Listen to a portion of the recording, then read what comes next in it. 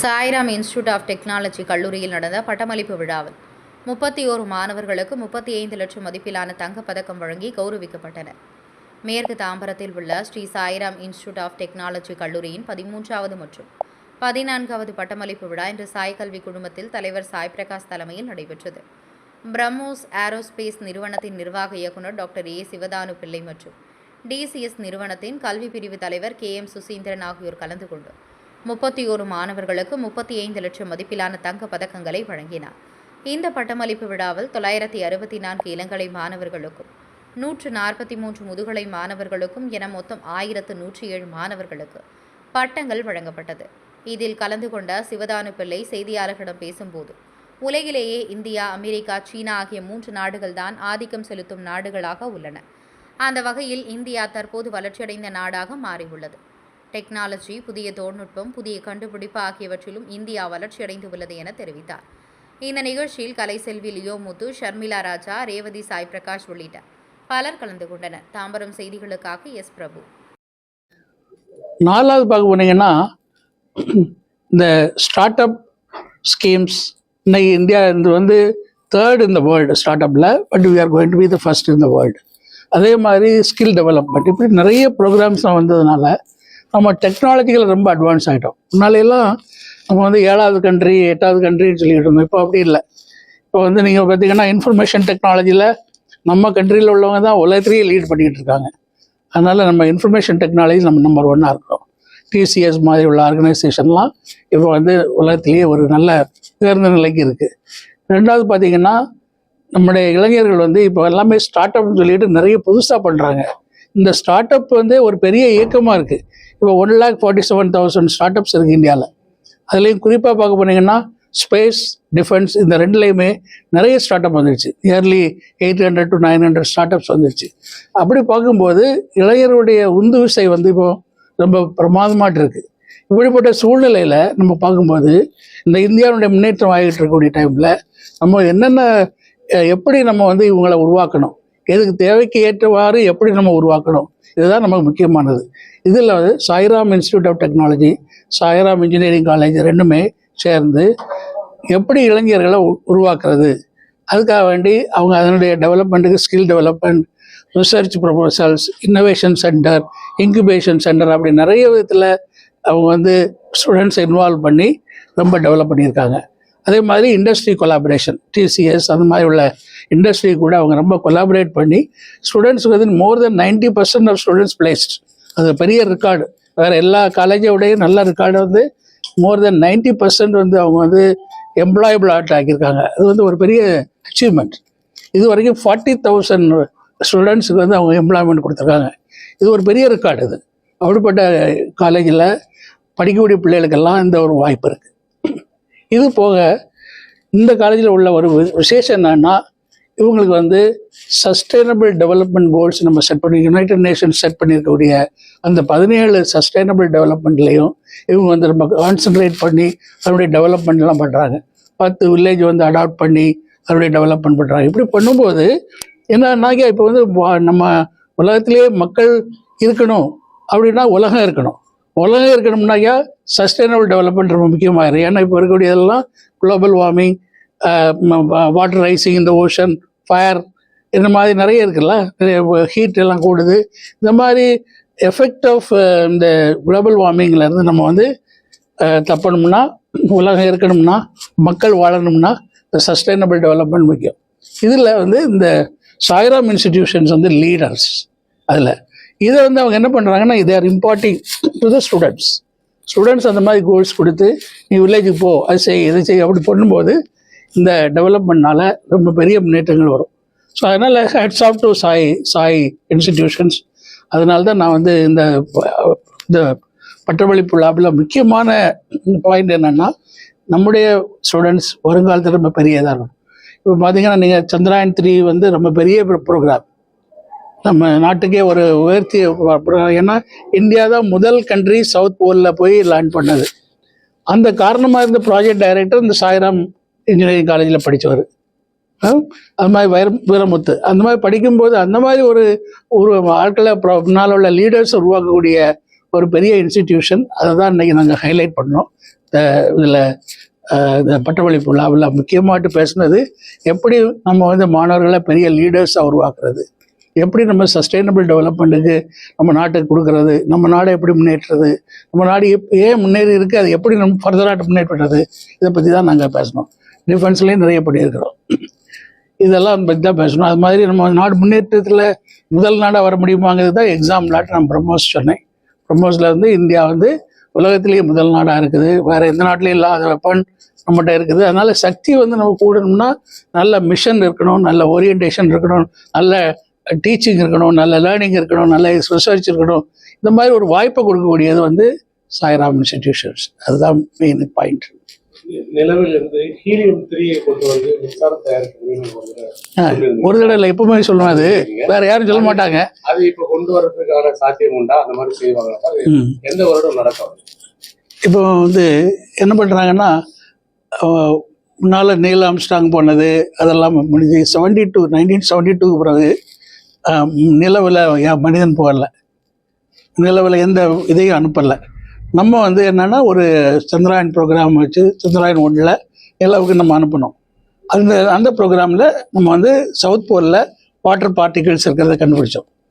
இது வந்து ஒரு பெரிய இன்புட்டு அமெரிக்கன்ஸுக்கு. அதனால் அமெரிக்கா, ரஷ்யா, சைனா, ஜப்பான் இவங்கெல்லாம் வந்து நம்மளும் அங்கே போகணும் இப்படி ஒரு இது வந்துட்டு. ஏன்னா வாட்டர் இருந்ததுன்னா அது ஒரு பெரிய வரப்பிரசாதம்.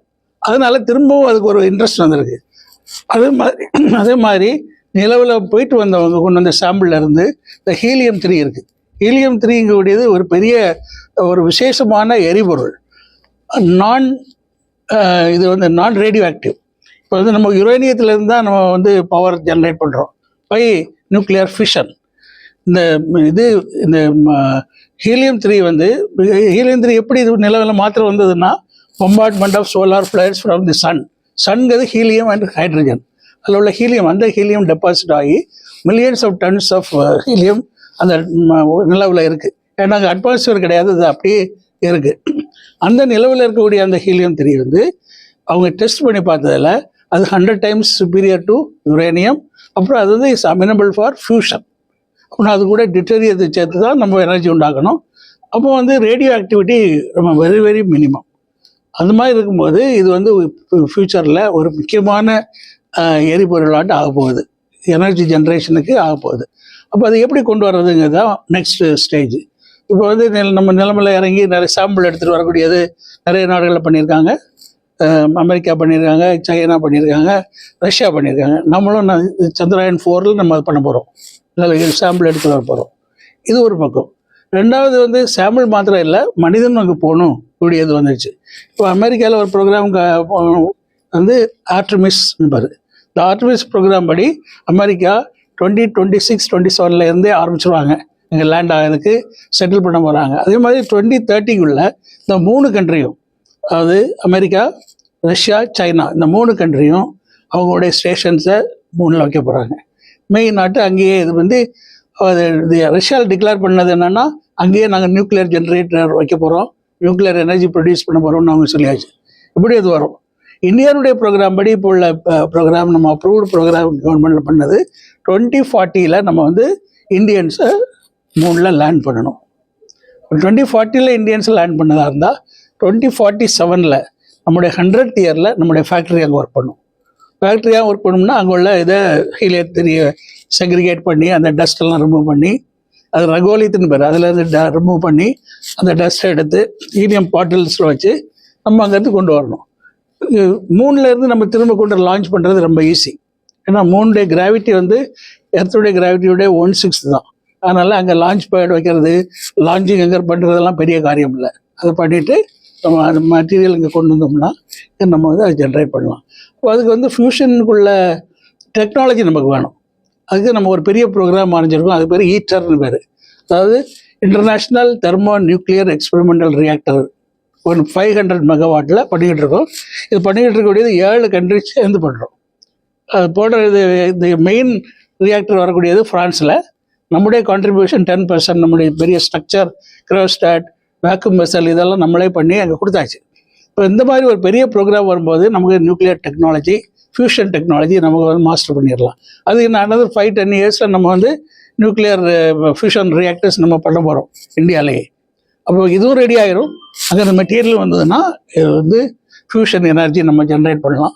ஃபியூஷன் எனர்ஜி வந்து ரொம்ப it's a very valuable energy. வந்து ஏன்னா multiple times is better than the fission energy. அது பண்ணணும். கதிர்வீச்சு வந்து அது ரொம்ப குறைவாக இருக்குது. அதனால நம்ம மனிதருக்கு எந்த மாதிரி ஒரு பயனுள்ளதாக இருக்கும், இயற்கைக்கு எந்த மாதிரி ஒரு பயனுள்ளதாக இருக்கும்? குறைவான கதிர்வீச்சில் மின்சாரம் இருக்குது. இப்போ வந்து நம்ம சோலார் டிபெண்ட் பண்ணி இருக்கிறோம். இப்போ இருக்கக்கூடிய டெக்னாலஜி படி, ஸ்பேஸ் டெக்னாலஜி படி நம்ம ஒரு பெரிய இதே ஸ்டேஷனே உண்டாக்கலாம். இன்டர்நேஷ்னல் ஸ்பேஸ் ஸ்டேஷன் இருக்குது. அது மாதிரி பிளாட்ஃபார்ம் உண்டாக்க போகிறோம். இந்தியாவுடைய தனி ஸ்டேஷன் வரப்போகுது. நம்ம ஒரு 2030-35க்குள்ளே going to have our own station இருக்குது. இதே மாதிரி நம்ம வந்து சோலார் ஸ்டேஷன் பண்ணதாக இருந்தால் அதுக்கு பேர் சோலார் பவர் சேட்டலைட். இப்போ வந்து பூமியிலன்னா சன்னை எதிர்பார்த்து நம்ம இருக்கிறோம். அது லிமிட்டட் டைம் தான் நமக்கு சோலார் எனர்ஜி கிடைக்குது. அதுக்கு பதில் நம்ம மேலே போவதாக இருந்தால் ஜியோ ஸ்டேஷனரி ஆர்பிட்டில் நம்ம போனதாக இருந்தாக்கா சன்னுடைய இது ரேஸ் எப்போவுமே அது கிடைக்கும். இப்படி கிடைக்கும் போது பவர் கண்டினியூஸாக நம்ம பண்ணலாம். ஆனால் எனர்ஜி எலக்ட்ரிக்கல் எனர்ஜி உண்டாகக்கூடியதை அந்த ஆர்பிட்டில் இருந்து நமக்கு தரைக்கு டைரெக்டாக கொண்டு வர முடியாது. அதுக்கு வந்து அதை வந்து கன்வெர்ட் பண்ணணும். எப்படி கன்வெர்ட் பண்ணணும்? மைக்ரோவேவாக கன்வெர்ட் பண்ணி மைக்ரோவேவ் வந்து நம்ம பாஸ் பண்ணணும். அதை பாஸ் பண்ணும்போது ஒரு ஐலண்ட்லேயோ ஒரு செக்லூடட் பிளேஸில் நம்ம அதை கொண்டு வந்து ரீகன்வெர்ட் டு எலக்ட்ரிக்கல் எனர்ஜி. இந்த ப்ராசஸ்லாம் டெவலப்டு ப்ராசஸ் தான், ஒரு புதுமையானது இல்லை. அப்படி நம்ம பண்ணும்போது ஒரு வேளை நம்ம பண்ணும்போது ஒரு ஐலண்டில் பண்ணுறதா இருந்தாக்கா டீசாலினைட் பண்ணி ட்ரிங்கிங் வாட்டர் கொடுக்கலாம். அக்ரிகல்ச்சருக்கு பிரயோஜனமாக செய்யலாம். அப்படி எனர்ஜி வந்து எலக்ட்ரிக்கல் எனர்ஜி வந்து ரொம்ப பிரயோஜனமாக இருக்கும். நிறையவும் கிடைக்கும், சீப்பாகவும் கிடைக்கும். ஒரு சேட்டலைட் போட்டு நம்ம சீப்பாட்டு எனர்ஜி உண்டாக்கிடலாம். வந்து ஃப்யூச்சரில் அந்த மாதிரிப்பட்ட ப்ராஜெக்ட்லாம் வரும். இதெல்லாம் வந்து இந்த இப்போ வந்து இதெல்லாம் டிக்ளேர் பண்ணலை சோலார் பவர் சேட்டலைட்லாம். ஆனால் நிறைய பேர் இதுக்கு ஒர்க் பண்ணிக்கிட்டு இருக்காங்க. அப்போ இதுக்கு வந்து என்னென்னா பிளாட்ஃபார்ம் பில்டு பண்ணதுக்கு மல்டிபிள் டைம்ஸ் போய் பில்டு பண்ணணும். இப்போ சைனா வந்து பெரிய ஸ்டேஷன் பண்ணியிருக்கிறோம். அது மாதிரி இந்தியாவிலையும் பண்ண போகிறோம். அதுக்கு மல்டிபிள் டைம்ஸ் நம்ம போய் ஆர்பிட்டில் போய் தான் அதை அசம்பிள் பண்ணணும். மேலே அசம்பிள் பண்ணுறது ரொம்ப ஈஸி. ஏன்னா ஒரு கையில் 10,000 tons நீங்கள் தூக்கிடலாம், அது வேக்கும். அந்த மாதிரி நம்ம ஒரு ஃபியூச்சர் பண்ணும்போது ஒரு பெரிய ஸ்டேஷன் உண்டாகும் போது அந்த ஸ்டேஷன்லேருந்து நிறைய பவர் நமக்கு கிடைக்கும். மகிழ்ச்சியான விஷயம் என்னன்னாக்கா, சார் சொல்கிறது எல்லாமே இப்போ சந்திராயன் 3 ப்ராஜெக்ட் டைரக்டர் வீரமுத்துவேல் அவர்களை தான் வந்து ஸ்பேஸ் இன்ஃப்ராஸ்ட்ரக்சர் ப்ரோக்ராம் டைரக்டராக போட்டிருக்கிறாங்க. அண்டு ஸ்பெஷல் ப்ராஜெக்ட்ஸோடைய ப்ரோக்ராம் டைரக்டராகவும் சார் தான் இருக்கிறாரு. ஸோ நாளைக்கு கான்வகேஷனுக்கு சார் வராரு. இவ்வளோ பெரிய விஷயங்கள் இந்தியாவில் நடக்குதுன்றது ரொம்ப பெருமை. அதில் இருக்கிற டேரக்டர் வந்து வீரமுத்துவேல் சார் தான். அதுக்கும் டேரக்டராக போன 11th அன்னைக்கு தான் அப்பாயின்ட் பண்ணியிருக்காங்க. அதையும் நான் பகிர்ந்துக்கிறேன். மகிழ்ச்சியான செய்தி. அதனால சாய்ராம் இன்ஸ்டிடியூஷனுடைய கான்ட்ரிபியூஷனே பெருசு. பாருங்க, ஒரு நல்ல லீடர்ஸ் கொடுத்துருக்காங்க, உருவாக்கிறாங்க. ஒவ்வொரு 40,000 ஸ்டூடெண்ட்ஸுக்கு வேலை கொடுத்துருக்காங்க கூடியதே ஒரு பெரிய விஷயம் வச்சேன். அந்த டிசிஎஸ்லேருந்து சார் இருக்கிறாங்க. சார் வந்து அந்த 40,000 வேலை 20,000 பேர் அவங்க தான் வேலை கொடுத்தது. சார் டிசிஎஸ்ல வந்து நாங்கள் வருஷம் எங்களுக்கு வந்து சாய்ராம் வந்து குரூப் வந்து ஒரு முக்கியமான பார்ட்னர். எங்களுடைய ப்ரியாரிட்டி இன்ஸ்டியூட்னு சொல்லுவோம். நம்ம வருஷம் எங்களுக்கு நூற்றுக்கணக்கான ஃப்ரெஷ் நல்ல ஸ்கில்டு கிராஜுவேட்ஸ் கொடுக்குறாங்க, இன்ஜினியரிங் கிராஜுவேட்ஸ் கொடுக்குறாங்க. அதுக்கு நான் சாய்ராம் இன்ஸ்டியூட்டுக்கு நன்றி தெரிவிச்சுக்கிறேன்.